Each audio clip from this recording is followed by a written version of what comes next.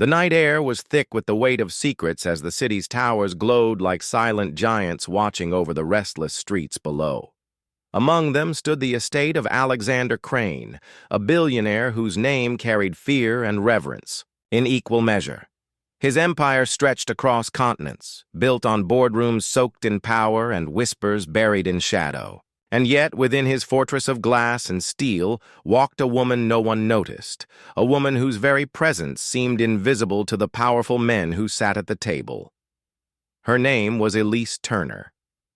By day, she was the maid who polished the marble, floors and dusted the chandeliers, her footsteps drowned by the sound of men laughing at fortunes too large to count.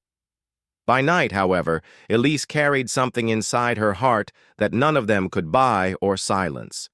A burning truth. And that truth was about to crack open the world of a man who believed himself untouchable. Elise had always known her place in that house, or at least that's what they expected of her. She was to walk quietly, speak rarely, and never look directly at Alexander Crane unless addressed. To him, she was just another shadow moving through his empire, invisible and unimportant, a pair of hands meant to sweep away the dust of his world. But what Alexander never realized was that Elise's silence was not weakness as it was survival. Every day, while carrying trays of champagne, while changing linens in guest suites, while scrubbing the stains no one else would touch, she listened. She listened to the careless words exchanged by men who thought a maid's ears held no memory. She listened to the cruel laughter, the hushed arguments, and the drunken confessions. She carried their words like stones in her chest, each one heavier than the last, until the weight became unbearable. Her life had not been meant for servitude. Once Elise had been a student with dreams, a girl whose laughter filled classrooms, and whose hands wrote essays with conviction. She had wanted to be a journalist, to chase stories that mattered, to give voice to those who had none. But the world had closed its doors on her. Her father, a factory worker, died from an accident that the company never admitted was its fault. Her mother drowned in debt trying to keep their family afloat. And Elise, the girl who once dreamed of breaking stories that would shake the powerful, became instead the maid who swept their floors. Yet the fire inside her had never died. It had only gone quiet, waiting, like embers smoldering under ash. The turning point came on a night that seemed ordinary at first. Elise was carrying crystal glasses into the grand hall where Alexander entertained a circle of men whose suits cost more than she earned in a year. Their laughter echoed like gunfire, sharp and cruel, as they toasted to another deal that would make them richer. Elise moved quietly along the edge of the room, her head lowered but her ears alert. That was when she heard it. A sentence, dropped casually, as if it meant nothing. A deal involving lands that were not theirs. Families who would be driven from their homes, lives destroyed in the name of profit. Elise froze, her hands gripping the tray, her breath caught in her throat. She had heard many things in this house, but this was different. This was not just arrogance. It was a crime. That night, alone in her small room in the servants' quarters, Elise sat on the edge of her bed with her hands trembling. The truth she carried inside her heart was no longer just whispers of cruelty. It was proof of corruption, evidence of crimes that could bring Alexander Crane's empire to its knees. She stared at the cracked mirror on the wall and saw not the maid in uniform, but the girl she used to be, the girl who dreamed of fighting back. And for the first time in years, she felt that dream stir awake. But she also knew the cost. Men like Alexander did not forgive, and they did not lose. They destroyed anyone who dared to stand against them. Fear clawed at Elise, but so did something stronger. The memory of her father's calloused hands, the sound of her mother's weary voice, the faces of the countless people whose lives were trampled by men like Alexander Crane. She whispered into the silence of her room, as if making a vow. No more. She would no longer be the shadow in his house. She would no longer clean away the dirt of men who thrived in corruption. She would gather the truth she held, and when the moment came, she would let the world hear it. But Alexander Crane was not a man easily undone. His empire was built on fear and silence. For every whisper Elise carried, he had an army of lawyers, politicians, and enforcers ready to bury it. His power reached into every corner of the city, into the newspapers, the courts, the police. To stand against him was to court ruin. Yet fate has a way of aligning itself with courage. Elise would soon discover that the secrets she held were far more dangerous than even she realized, and once revealed, they would not only shatter Alexander's empire, but ignite a storm that would sweep across the powerful who thought themselves untouchable. As dawn broke the next morning, Elise tightened her apron and tied her hair back as she always did. To anyone watching, she was just another maid preparing for another day of servitude. But inside, she carried the silence before the storm, the calm before an empire's fall. And though she did not yet know how, Elise Turner, the black maid no one saw, was about to become the voice no one could silence. Elise knew that courage without caution was suicide, and so her rebellion began not with a shout, but with silence sharper than steel. Each day she walked through Alexander Crane's mansion, polishing the glass and dusting the marble, but her eyes recorded everything. The contracts left half open on desks, the carelessly discarded notes scribbled by drunk executives, the whispered conversations behind doors she pretended not to hear. She began to collect these fragments like pieces of a puzzle, hiding them in places no one would look, beneath the lining of her mattress, inside the hollow of an old cleaning bucket, in pages of a Bible left untouched in the servants' quarters. To anyone else, they were meaningless scraps. But Elise, with her memory sharpened by years of quiet listening, could see the shape of something monstrous forming. Her hands trembled the first time she slipped a folded paper into her pocket while clearing the table in Crane's study.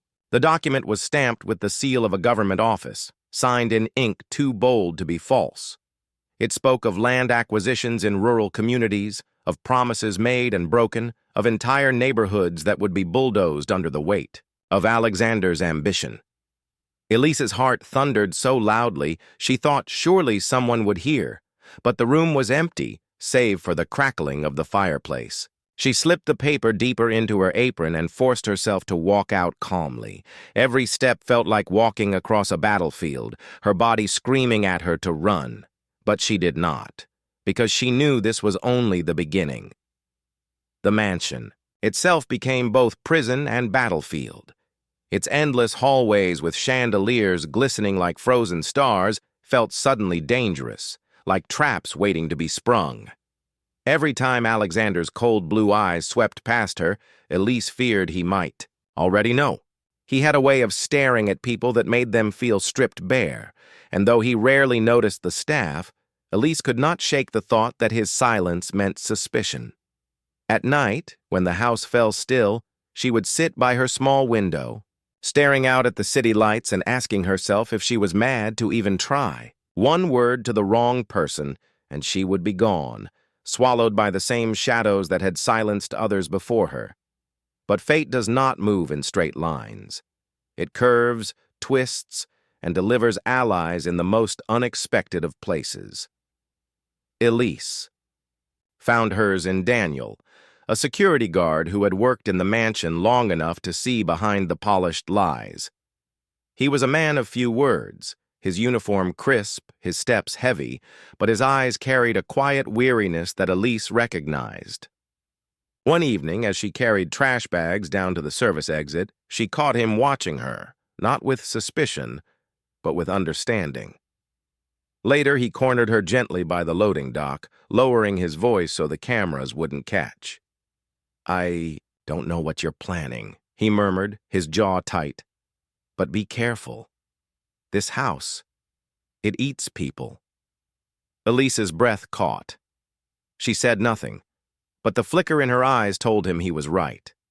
Over the next weeks, Daniel became her silent accomplice, though neither of them ever said it aloud. He turned blind eyes when she lingered too long near the offices, when she slipped into rooms she had no business cleaning. He warned her when certain guests were more dangerous than others, and when her hiding spots grew too full.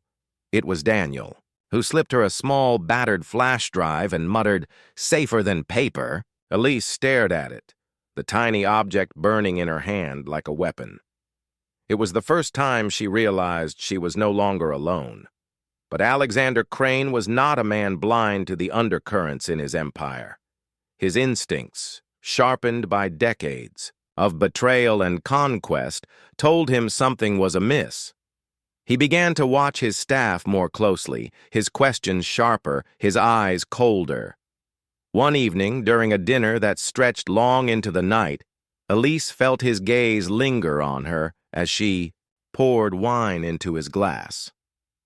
"Funny thing about silence," he said suddenly, his voice cutting through the laughter at the table. "It hides things, lies, secrets, even betrayals." The men around him chuckled uneasily, but Elise's hands nearly slipped. She kept her eyes lowered, her face calm, but inside her chest, her heart was pounding like war drums. Did he know? Or was this just a game of power, meant to remind everyone at the table that he saw more than they thought? Fear became her constant shadow, but so did resolve. Every secret she collected, every file she copied, every whisper she memorized brought her closer to the line she could not uncross. She began to map out a plan in her mind. She would need allies beyond Daniel, someone who could amplify her truth when the time came. A journalist, perhaps. One who wasn't already bought by Crane's money. But who could she trust in a city where power corrupted everything it touched? The answer came from her past. Late one night, when exhaustion pressed against her bones, Elise opened the drawer beneath her bed and found an old notebook she had kept from her university days. Its pages were filled with articles she had once written, notes scrawled with dreams of a different life. Among them was a name, Sophia Reyes, a classmate who had chased their shared dream farther than Elise ever could. Sophia had become a reporter, though Elise had lost contact years ago. Could Sophia still be trusted? Elise didn't know, but her heart told her it was worth the risk.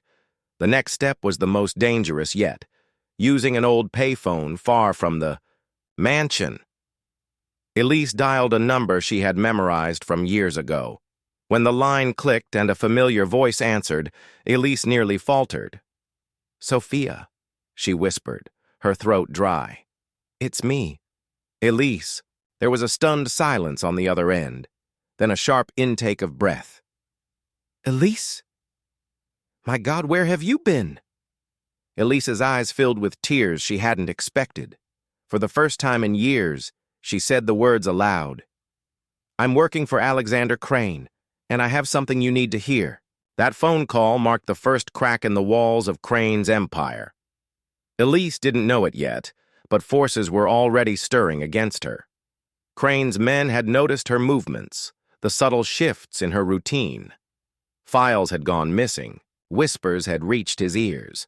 And though he did not yet know the name of his enemy, Alexander Crane could smell rebellion like blood in the water, and Elise, standing on the edge of a storm she herself had unleashed, would soon discover that the cost of truth was far higher than she had ever imagined.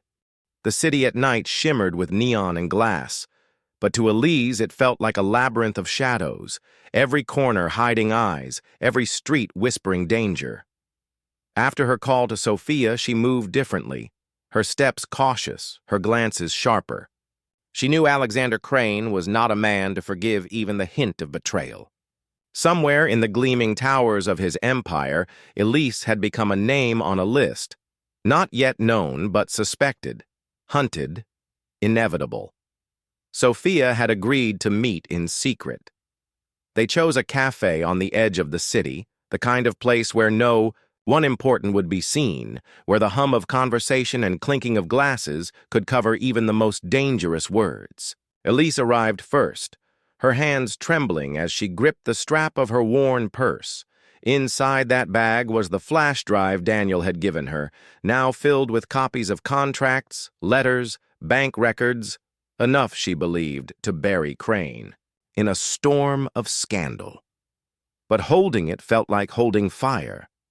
She imagined eyes on her even as she sat, imagined shadows in every reflection. When Sophia walked in, Elise almost cried.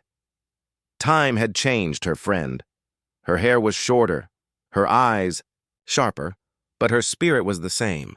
Sophia froze when she saw Elise, then crossed the room quickly, sitting opposite with urgency. "Elise," she whispered, her voice both shocked and relieved. "You disappeared. Everyone thought—" Elise shook her head.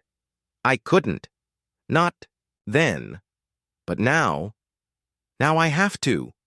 She slid the flash drive across the table, her fingers reluctant to let go. "This is him. Everything. You have to get it out." Sophia picked it up carefully, her expression shifting as she began to understand. She glanced around, then leaned closer. "Do you know what this means? If this is real, if I publish this, he won't just come after me.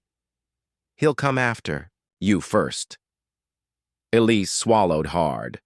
"I know, but people have suffered too long in silence. He destroyed families, stole land, crushed lives, and we let him. I can't be silent anymore." The resolve in her voice silenced Sophia for a moment. Then softly, she nodded. "Then neither will I." But even as hope bloomed between them, danger stirred in the shadows. Elise had not noticed the man across the cafe, a figure too still, his gaze too steady. He wasn't there for coffee. By the time Elise and Sophia stood to leave, his hand had already reached for a phone inside his coat. The message he sent traveled, quickly, arriving in the hands of men whose loyalty was bought in blood. Crane's empire had ears everywhere. The billionaire now had confirmation. Someone close, someone inside, had dared to move against him. Back at the mansion, Elise felt the shift immediately. The staff whispered less, the guards watched more. The walls felt heavier, the silence more dangerous. Even Daniel, usually calm, seemed tense. One night he found Elise in the service hall, his face pale under the flickering light. "He knows," Daniel said, his voice low. "I don't know how much, but he knows something. Elise, you need to disappear."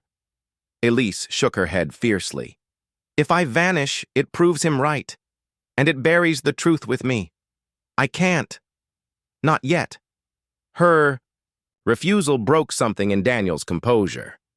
He clenched his fists, pacing. "Do you understand who he is? I've seen what he does to people who cross him. They don't just vanish, Elise. They're erased." She placed a trembling hand on his arm.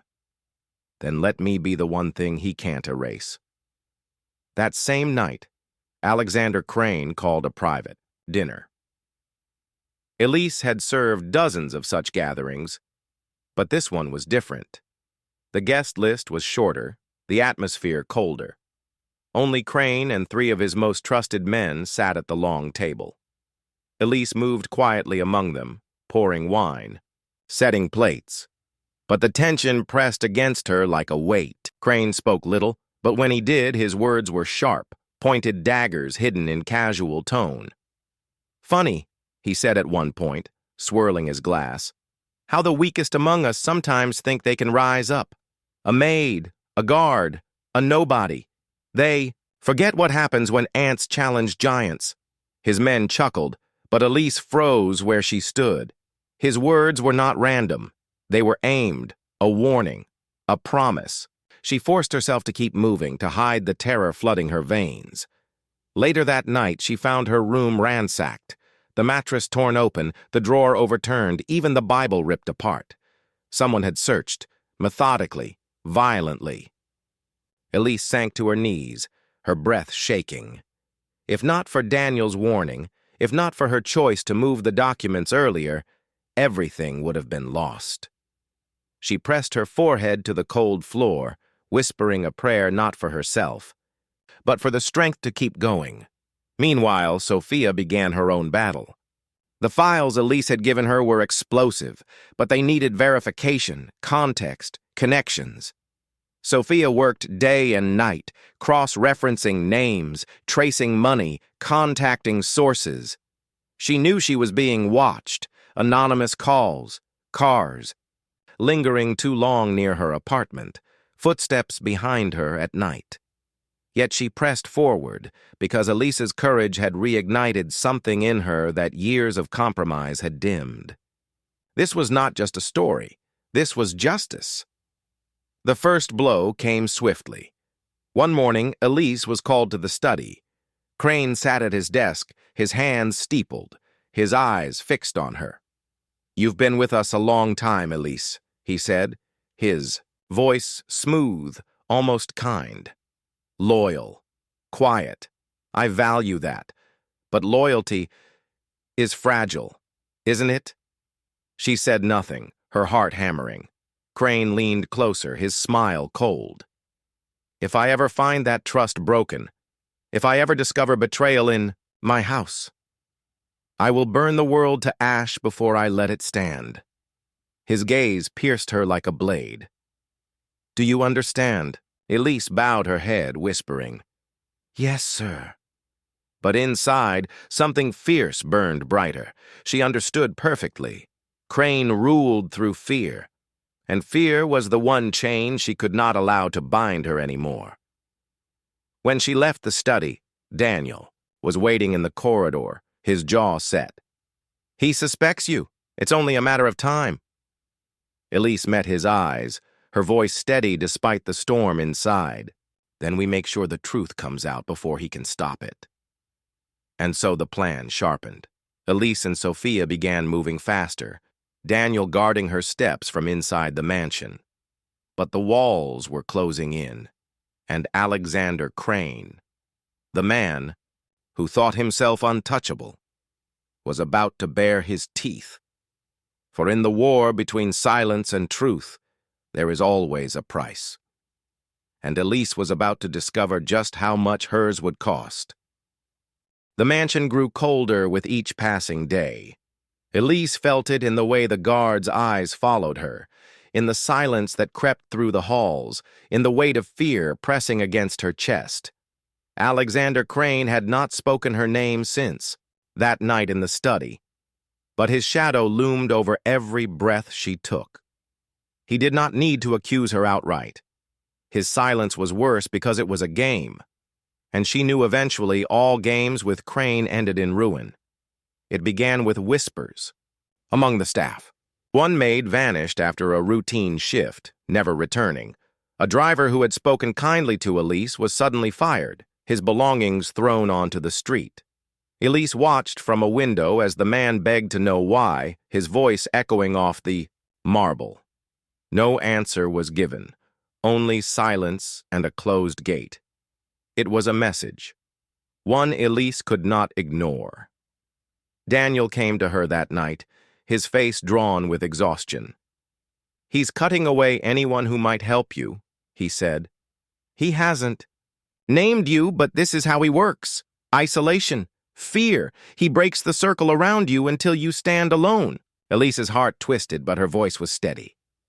"Then I will not break, even if I stand alone." But she did not stand alone. Not yet. Sophia worked tirelessly, chasing leads, interviewing those who had suffered under Crane's empire. Some were too afraid to speak, others too broken, but slowly, painfully, a story began to emerge. Still, Sophia knew they needed more than testimony. They needed a spark strong enough to ignite public fury. And then the fire came. One night, Elise returned to her quarters to find a note on her bed. No handwriting, just bold type on a white card. "Stay silent or they bleed." Her hand shook as she turned it over. No signature, but no need for one. Crane's message was clear. She rushed to Daniel, showing him the note. His face darkened. "He's not bluffing," he said. If he can't stop you with fear, he'll stop you with blood. Elise's voice cracked. Whose blood? The answer came too soon. 2 days later, Sophia called Elise with terror in her voice. Her apartment had been broken into, files shredded, hard drives smashed, her wall covered in crimson spray paint. Stop or die. Sophia's voice trembled, but it did not break. They want me scared, Elise, she whispered, but I won't stop. Not while you're still fighting. Elise's chest ached with guilt. She had dragged her friend into this storm, and now Sophia was paying the price. But before she could respond, another blow struck. Daniel disappeared. He was supposed to meet Elise in the service hall after midnight, their usual time to share news, to plan, to breathe. But that night he did not come. At first, Elise thought. He was delayed, but hours passed and the halls remained empty. By dawn, dread hollowed her chest. She searched the mansion quietly, whispering his name in corridors, scanning the grounds with desperate eyes. Nothing. It was as though he had been swallowed by the earth. Her answer came during breakfast service. Crane sat at the head of the long table, his eyes glittering with cold amusement. As Elise placed a dish before him, he leaned closer, his voice soft, almost tender. Sometimes loyalty wanders, and when it does, it must be corrected. Elise froze, her heart screaming. Crane smiled faintly. Your friend has been corrected. I hope you understand the lesson. She nearly dropped the tray, but she did not. With every ounce of strength, she forced herself to keep moving, to keep her face blank. Inside, she was breaking. Daniel, her protector, her ally, her friend, was gone. Whether alive or dead, she did not know. All she knew was that Crane had taken him, and with him, the last sliver of safety she had. That night, Elise wept for the first time in years. Alone in her ransacked room, she buried her face in her hands and let the grief pour out. She cried for Daniel, for Sophia, for the countless lives Crane had crushed. She cried for the girl she once was, who had believed silence could protect her. But when the tears ended, something else rose inside her. Not despair, not fear, but fire. If Crane thought he had broken her, he was wrong. The next day, she walked into the mansion with her head high. She carried trays, polished silver, obeyed orders, all while her mind sharpened with purpose. Crane's arrogance had given her a gift he did not realize, confirmation that he feared her enough to strike. And fear, she knew now, was a chain that bound him as much as it once bound her. Meanwhile, Sophia unearthed something Elise had never dared hope for. Among the files Elise had provided, buried deep in shell companies and offshore accounts, was evidence of crimes worse than corruption. Human lives bought and sold, entire communities displaced for profit, officials bribed to look away. It was not just scandal, it was monstrous. Sophia called Elise in the dead of night, her voice urgent. This is it. This is the weapon. If we release this, he cannot survive. Not even Crane can bury this. Elise listened, her pulse racing. Then we do it. No matter the cost. But Crane moved faster. That same week, Sophia was attacked on her way home. A car swerved into her, sending her crashing to the pavement. She survived, barely, but her body was broken, her career in jeopardy. When Elise rushed to the hospital, Sophia's face was bruised, her arm in a cast, her breath ragged. Still, her eyes burned with fire. She pressed Elise's hand weakly. Don't stop. Promise me. Elise promised. That promise became her anchor. She returned to the mansion, knowing every step she took was dangerous. Guards followed her, eyes tracked her, and Crane's presence haunted her, yet she kept her head high because now she was no longer just a maid. She was a soldier in a war of truth against tyranny. And then, one evening, Crane summoned her once more. She entered the study, her hands steady though her heart thundered. Crane stood by the window, the city lights painting his figure in gold and shadow. He turned slowly, his expression unreadable. "Elise," he said softly, "I know you. I know your kind. You think truth has power, you think the world cares, but let me tell you what the world truly is. The world bows to power, always. Men like me decide what is real, what survives, what is forgotten." He stepped closer, his voice a venomous whisper. "If you defy me, you will be destroyed. And your little journalist friend, she will not survive the next attempt. Do you want her blood on your hands?" Elise's breath caught, but she did not flinch. For the first time, she met his eyes without fear. Her voice was low but unshaken. "You may have power, Mr. Crane, but you will never have truth. And when truth rises, not even you can silence it." Something flickered in his gaze. Surprise, then anger. But Elise did not wait. She bowed slightly, turned, and left the room. Behind her, Crane's silence was more dangerous than any words. That night, Elise knew one thing with certainty. The final battle had come. Crane had shown his hand, and she had shown hers. There was no turning back. The war between them was about to end, and Elise intended to win. The city had grown restless. Whispers of corruption were everywhere, in newspapers that hinted at unnamed billionaires, in quiet conversations behind closed doors, in the murmur of markets that dipped with unease. Crane's empire still stood, glittering like steel, but hairline fractures were spreading across its walls, and Elise was ready to drive the final crack that would bring it all down. She sat by Sophia's hospital bed, her friend's hand clasped weakly in hers. Sophia's voice was hoarse, her words fragile but fierce. "It's ready. The files, the evidence. I've rebuilt what they destroyed. It's not polished, but it's enough. Elise, when you take this public, there's no undoing it. They will come for you." Elise's eyes burned with tears, but her voice was steel. "They already have, and I'm still standing." That night, Elise walked back into Crane's mansion with the flash drive hidden against her skin. Every corridor felt heavier than before, every step louder.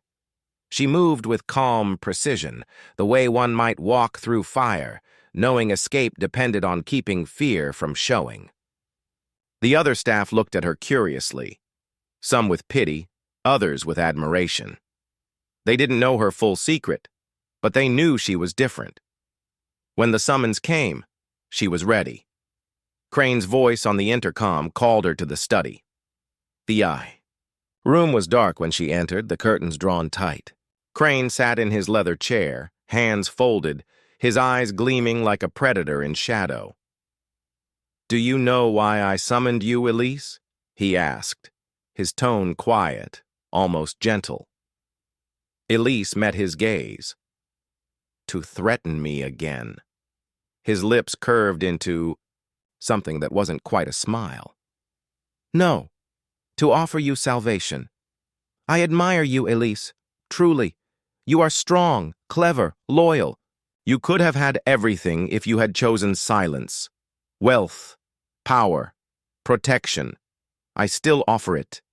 Kneel to me, and I will forget your trespasses. Defy me, and you will vanish, as though you never existed." For a moment, silence filled the room. Elise could feel her heart pounding, her palms damp, her body begging her to yield. But she thought of Daniel, who had disappeared because of her. She thought of Sophia, broken but unyielding in a hospital bed. She thought of every nameless person crushed beneath Crane's empire, and suddenly she no longer felt fear. She straightened her back, her voice sharp and clear. "No, Mr. Crane, I will not kneel. Not now, not ever." His eyes narrowed. "Then You choose death. Elise reached into her apron pocket and pulled out the flash drive. Her hands no longer trembled. She held it between them like a blade. This is your death, not mine. The world will know who you are.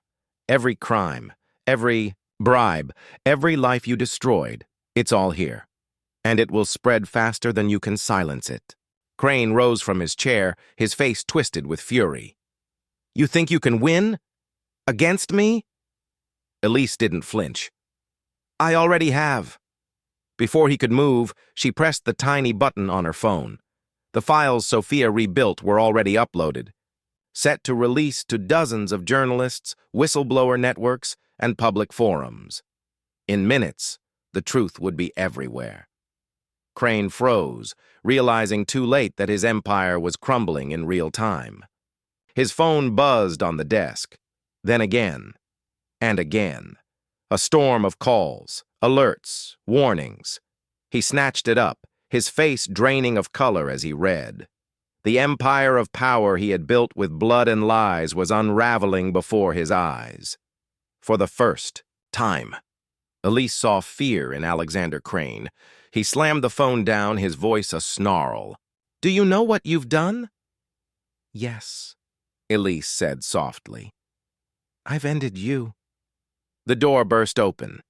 Men in suits, federal agents, stormed the room, their badges flashing in the dim light. Elise stepped aside as they surrounded Crane, reading him his rights. He fought, shouting threats, spitting promises of revenge, but his voice no longer carried the weight it once had. The man everyone feared was dragged from his own mansion in handcuffs, his empire collapsing behind him. Elise stood still, her chest heaving, her eyes wet with tears she refused to let fall. She had done it. Against all odds, she had brought him down. Days turned into weeks. The news cycle erupted with Crane's downfall. Headlines screamed of corruption, human trafficking, bribes, and theft.